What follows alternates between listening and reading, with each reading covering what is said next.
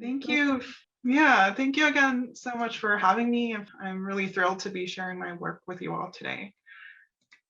My studio practice includes textile work that comments on the objectification of Asiatic female bodies, challenges the notion of authenticity, and examines the complexities of constructing identity within the context of globalism, cultural hybridity, and intersectionality.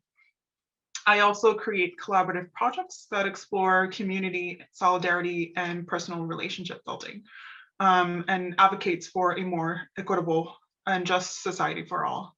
And today I will be talking about my COVID-19 related Korean patchwork face mask, titled Unapologetically Asian, as well as other bodies of work that informs the work. And I hope that this talk will give you a better understanding of my larger studio art practice. I first wanted to discuss my textile work that organically led me to create the mask series. Through my project Like Any Other, I create interpretive Korean textile through sewing and painting to talk about my experiences of being seen and treated differently in the US based on my gender and ethnicity. The colors in my work have been inspired by this multicolored traditional Korean fabric called sekdong. And I've been directly drawing inspiration from Korean object wrapping cloth called bojagi, which was created since the early Joseon dynasty, which is from 1392 till 1910. And it can be used to cover food, wrap objects to carry around or store away for both everyday and precious objects. And today it isn't used as much anymore, but still mainly used for gift giving, holidays, special occasion. And object wrapping cloths are usually patchworked. Some of them have embroidery and flaps at each point of the square to help tie objects more securely or easily. And by employing bojagi, that was historically a creative outlet for Korean women who had limited contact with the outside world during the Joseon dynasty, I consider ideas such as tradition, craft, and feminized labor. I explore different ways for creating ruptures on Korean patterns, and as a way to recreate that sense of disruption that I felt by othering words and gazes, but also to reclaim that act of disruption. I am creating Korean textiles in celebration of my identity, but also I wanted to show my act of negating and challenging the idea of what people think it means to be Korean. I also explore this idea of repair, the act of stitching back, helped me to refer to the body, but also this attempt of mending.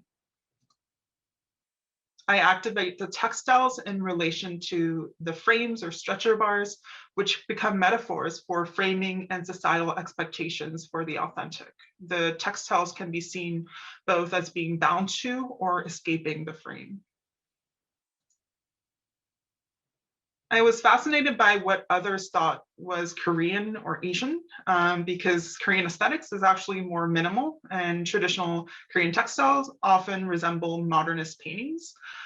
So in this piece and in many of my other works that I'll show you today, I decided to invent Korean textiles by playing into people's preconceptions of what being Korean meant or what it would look like, borrowing the traditional Korean textile sekdong and the common bojagi design, but overloading each section with patterns that are perceived as Korean or Asian, but aren't necessarily Korean patterns. And I also aim to express the embodied experience of being seen differently as the other, and to allude to the trapped, exoticized female body.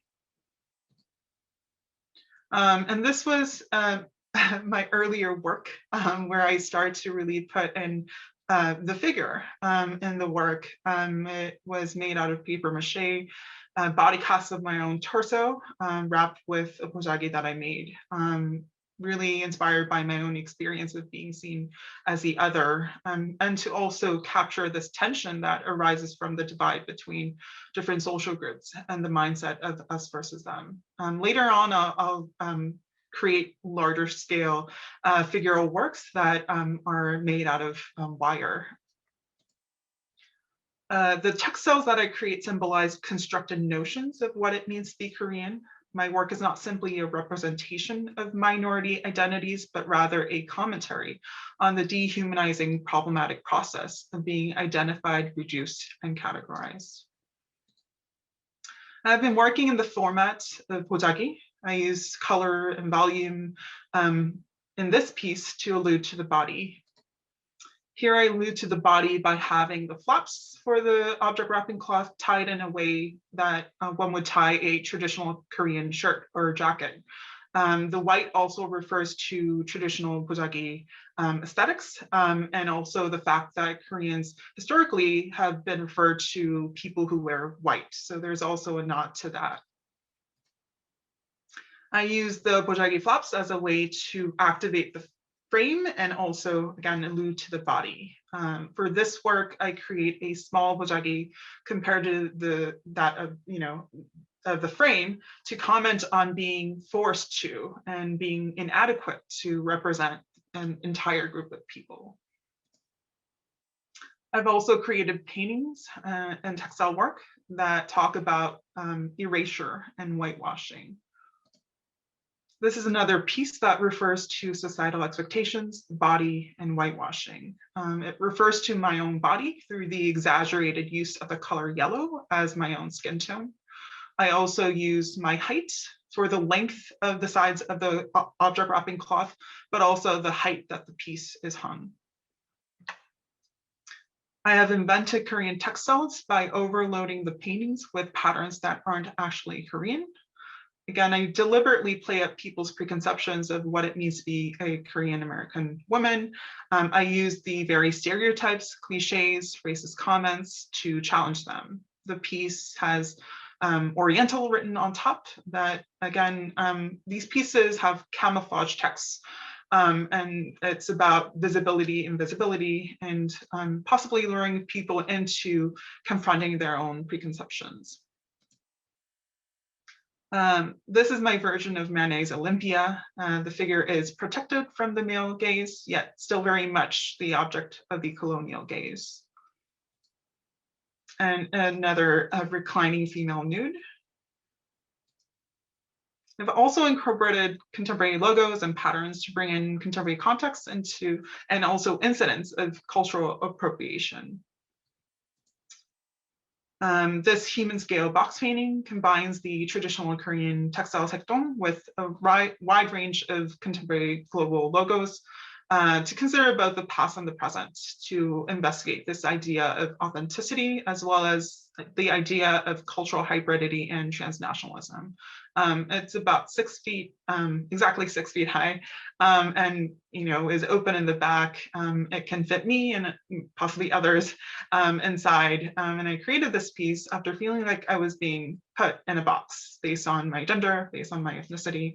And at first glance, maybe from a distance, it looks very ornate and maybe quote unquote exotic, but if you look up close, it is made out of all these recognizable logos that I think is also very American. And so it argues that cultural purity doesn't really exist and shouldn't be expected. To express the embodied experience, and again, the gravity and absurdity of objectification, I create figures inside a large bojagi and also, in this case, bojagi-shaped bag with flaps attached on each 4 points of the square. And it's a hybrid of a bojagi and a body bag. And so you can see the zipper and where the body would go inside. And the fabrics that I use aren't actually Korean, but they were selected to read as Asian or Korean enough to pass as those things. And I've been creating figures inside enlarged object wrapping cloth to talk about objectification of the female body. And the fabrics are not only covering, blocking, and suffocating, but also protecting, hiding, and mystifying the body.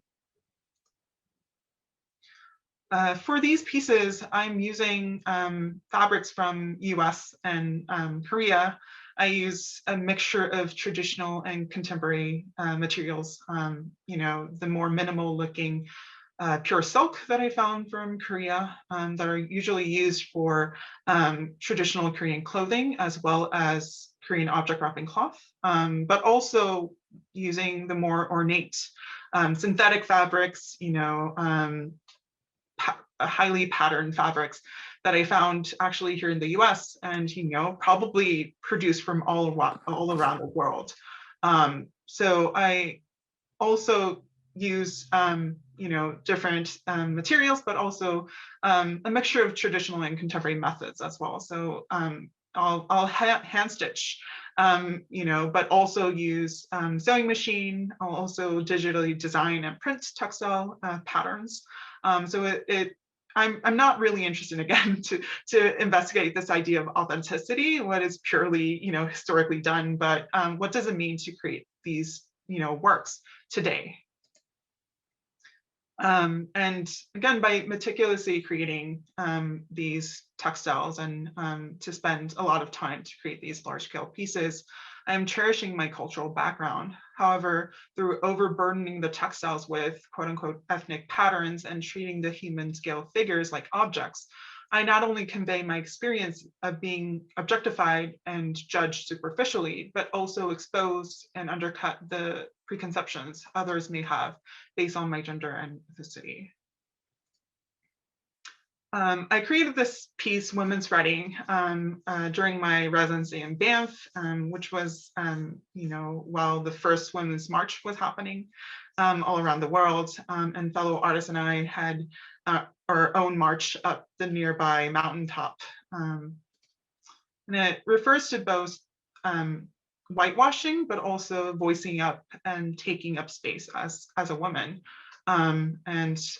It definitely playing on this idea of man spreading. And I also started to use red and blue in many of my works to refer to the politics here in the US, as well as the conflicts and peace talks that have been happening between South and North Korea recently.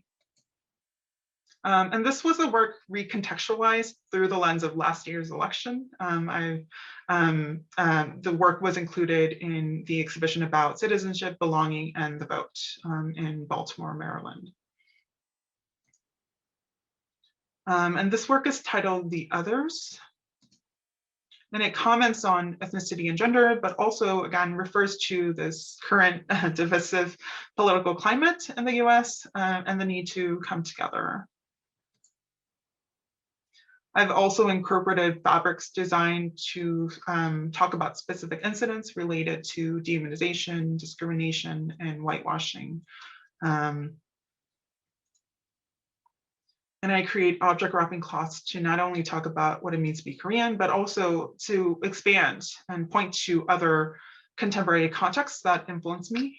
I've been using safety pins, which in the recent past, have been worn by people who consider themselves an ally of minorities to show marginalized groups that one is a safe person and will be helpful if they are attacked or they need help. And through this work, these works that use safety pens, I consider ideas such as language, symbols, activism, allyship, power, and privilege. I consider notions on patriotism and refer to contemporary struggles to the right to decide for oneself and one's own body. And this piece in particular was created after Justice Ruth Bader Ginsburg passed away, and there was a lot of public discourse on the future of Roe v. Wade, as well as abortion rights. I've also been thinking a lot about safety against the backdrop of the COVID-19 pandemic, as well as systemic racism, and what it means to care for oneself, care for one's community, and at the largest scale of care for social justice. And my work is often in conversation with history as well as art history, and this piece, which references Glenn Ligon's work that also refers to a civil rights protest sign comments on the same struggles for equality and justice that continues today. I've also been challenging the idea of authenticity through embedding patterns found in contemporary socio-political issues and events, as you see here. Here I created a design using the patterns from a redacted page from the Mueller report. And here I depict a clear and drastic rise in hate crimes in the recent years. And these are recent works that I've created using data collected during and related to the COVID-19 pandemic. I show the rise in COVID-19 cases to comment on the interrelatedness of all our lives, as well as a rise in the price in hand sanitizer to show how everyday things that we took for granted have been affected and are being re-examined in big and small ways. And I aim to shift the focus from the essentializing conversations on authenticity and to shift the focus to contemporary issues that I feel are more pressing. I create color gradients that turn to white, again, to talk about erasure and whitewashing. And here again, I'm using the frame as a societal expectation for the authentic. And too much, not enough comments on the impossibility of fitting into people's narrow preconceptions, as well as a filling in for an entire diverse group of people as one token minority. I use color in a symbolic way in this larger figural work that has a gradation from pink and this flesh gold color to white to again talk about my gender and ethnicity and also erasure and whitewashing. And this piece is titled "The Blanket Statements That You Use on Me and Every Other Yellow Woman." And it comments on the fact that my experience is one of many others' experience of being seen as the other. I address the dehumanizing blanket statements and preconceptions that are carelessly put upon a group of people. So I'm really focused on shifting the focus from the search for authentic origins and clear categories, this essentializing question of what does it really mean to be Korean or what does it really mean to be feminine, to the more complex uncertainties of translation and complexities of individual subjectivities, hybridity, and intersectionality. Next, I wanted to talk about Unapologetically Asian. Unapologetically Asian is a series of functional face masks made with layers of tightly woven cotton canvas, muslin, and one-of-a-kind Korean silk patchwork. The work is directly inspired by the tradition of Korean patchwork object wrapping cloth jogapbo, but is sewn in the format of face masks. It is a project that I started earlier last year in March. Not knowing that it would become the project that it is today. And it's still mind-blowing that it's already been a year. And I don't think a lot has changed. So I'm always surprised that it's already been a year. I was hearing about the COVID-19 related anti-Asian rhetoric spoken by top government officials and learning about many hate crimes committed against Asian people currently living in the US. I have had many intimate conversations with family and friends who were also feeling extremely anxious and concerned for the safety of themselves, but also of their loved ones. I heard about my friends, family members, and friends being accosted by strangers in public for simply being Asian and falsely accused of carrying or causing the COVID-19 virus. I initially struggled with the idea of wearing a mask, even while knowing very well the clear public health benefits, because to wear a mask for protection did not necessarily equate to a sense of personal safety and security if you were an Asian person living in the US. And this was, when not a lot of people were wearing masks in the States. So after feeling tired and frustrated by the sense of defeat and the pressures to exist quietly and invisibly, I instinctively created this face mask. And it took me another week or two to process what I had made and share it on social media. And I create vibrant Korean patchwork masks, not only to promote public mask wearing, but also more specifically to unapologetically celebrate my ethnic identity and confront COVID-19 related racism that is sadly very much prevalent today. And the reception of the work has been overwhelmingly positive. So earlier on in the pandemic, I created numerous masks as a rapid response project. I've received many encouraging messages from allies and especially from fellow Asian Americans who share that they have felt seen through the project. And supporters of the work became active participants as they wear the mask in solidarity, discuss the project with others, and bring awareness to the experiences of Asian people as well as other marginalized communities during the COVID-19 pandemic, but also affected a lot by systemic racism. And I'm happy to share that the work from the series was recently acquired by the Smithsonian American Art Museum and Renwick Gallery. And although their Smithsonian museums are currently closed due to the pandemic, it will, once it opens up again, it should be exhibited soon. And I'm also thrilled to have my work included in the upcoming mask exhibition at the Museum of International Folk Art, and look forward to discussing the work with you all today. I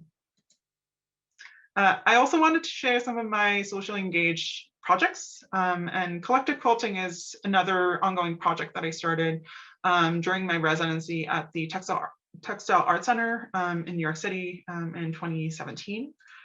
It is a project where participants contribute to a large communal quilt while discussing issues regarding gender, ethnicity, and other categories used for group-based othering. Participants are welcome to bring in remnant fabrics from their own lives or embroider images and text to share their thoughts and personal experiences of objectification or dehumanization. They're encouraged to engage with issues regarding gender, ethnicity, and other pressing issues within the contemporary socio-political climate. It is an open-ended engagement where participants can freely talk to one another, and they can create specific imageries as well as works more intuitively created into abstract forms. And at the end of the workshop, each work is collected to be added to a larger patchwork in support and solidarity with others. Conversational Drawings explores collaboration and personal relationship building as subjects. The participants draw each other on a small paper with black ball pen, having a conversation over some tea and snacks. And these photos are the photos of the drawing, but also where the projects took place. I started the project to create a space where I could connect with others, both personally and creatively.